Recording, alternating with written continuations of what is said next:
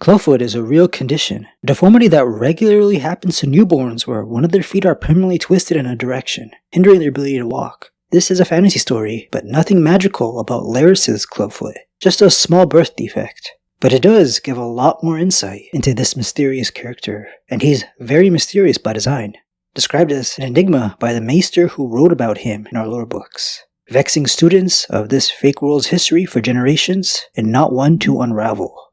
The World of Ice and Fire lore book left us with more questions about him than answers, and then Fire and Blood years later added little to his motivations. Here's a quote from that maester.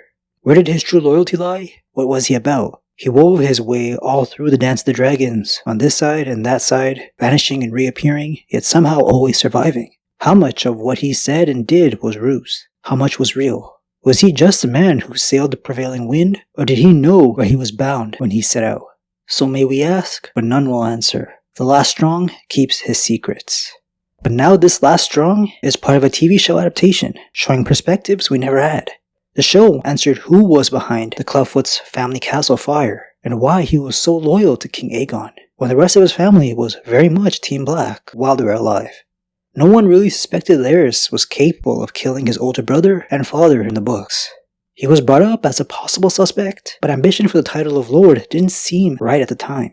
The books hinted heavier at Daemon's involvement in the arson since he was responsible for the death of Laenor Velaryon's previous betrothed, and as well as Laenor Velaryon's death in the books. Being obsessed with Alicent paints a very different portrayal of Larys.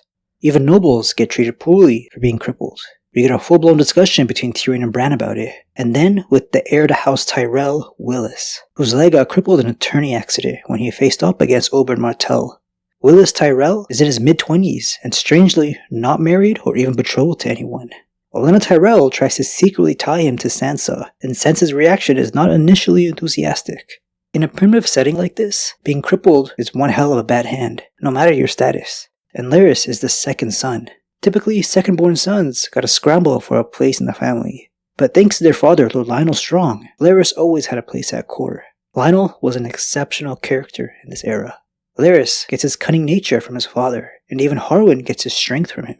Yep, Lionel was blessed by the 7 gods with brains and brawn, but he was only able to pass down one trait to each son.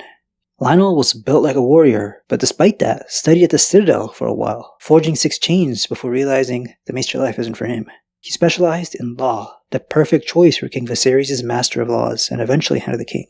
The Citadel would have been a suitable place for Larys as well if things didn't pan out at court, though I doubt he would enjoy the life of forfeiting all lands, titles, and taking no wife. He's a horny loser who only serves himself, and I think he hates the world for his Clubfoot, a nickname characters casually say to his face. His job at court wasn't glamorous, but it paved the way to becoming King Viserys' master of whispers on his small council, one of the highest honors in the realm, though it does lead to people distrusting you. Before having the king's ear, he had the title of Lord Confessor. He tortured any serious accused enemies of the crown to get the full story and any accomplices out of them. So he spent a large portion of his life around some of the worst criminals in King's Landing's black cells. The Greens kept him aboard their council when they plotted to crown Aegon in secret.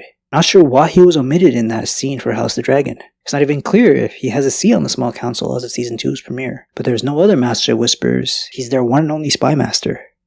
Neither Septon Eustace nor the fool Mushroom was present at that council, yet Mushroom speaks of it all the same, saying, "Was there ever a man as devious as the Clubfoot? Oh, he would have made a splendid fool, that one." The words dripped from his lips like honey from a comb, and never did poison taste so sweet. During the infamous Green Gathering, Lord Larys Strong, Master of Whispers, then spoke for the first and only time. "Let us be the first to swear," he said, "lest there be traitors here amongst us." Drawing his dagger, the Clubfoot drew it across his palm, a blood oath, he urged, "to bind us together, brothers, unto death." And so each of the conspirators slashed their palms and clasped hands with one another, swearing brotherhood. Queen Alicent, alone amongst them, was excused from the oath on account of her womanhood. Cut from the show, but the Clubfoot, who was very cautious with his words, preferring to listen rather than talk, made it very clear he was Team Green, and I guess a silly blood oath is taken seriously here. Larys Strong always had been a man who went his own way, kept his own counsel, and changed allegiances as other men changed cloaks. We do know that he was sly, secretive, yet plausible, and pleasant when need be. His words swayed the king and council after the usurping coronation, It didn't take a foreigner like Varys very long to start utilizing the hidden passages within the Targaryens' castle. When the lore books say Larys disappears and reappears without anyone knowing how, that may be our answer. And if that's the case, House of the Dragon's Larys is going to have some issues with Sir Criston Cole being with Queen Alicent. He's replaced all her servants, claiming they have black allegiance, and putting in his own people of choosing. That's Spymaster talk, for he slipped some spies in to tell him when Criston Cole comes a-knocking. Not like he can do much more than cry about it, or maybe watch. He is a super freak. Criston Cole had some serious problems with Harwin Strong and dealt with him in a famous tourney, breaking multiple bones, and Harwin was the strongest man around. If Larys pushes his luck, Criston Cole, in his current mental state, would make quick work with a character walking on a clubfoot. Larys is as smart as Littlefinger though. He knows that's not his way to fight things. With a whole new plotline in the show that involves Alicent, we should get more inner conflict with Larys, and how the Clubfoot made him who he is. In the last chapter he appears in Fire and Blood. He hopes that when he is dead, his Clubfoot is hacked off, and not buried with his body. He says, "I have dragged it with me all my life. Let me be free of it in death at least." A surprisingly honest moment for this tight-lipped mystery. Before you start feeling bad for him, remember, he made his whole family burn to death. One of the worst ways to go. And with that, I'll take my leave too. Thanks for watching this one, guys, and I'll see you on the weekend with another video.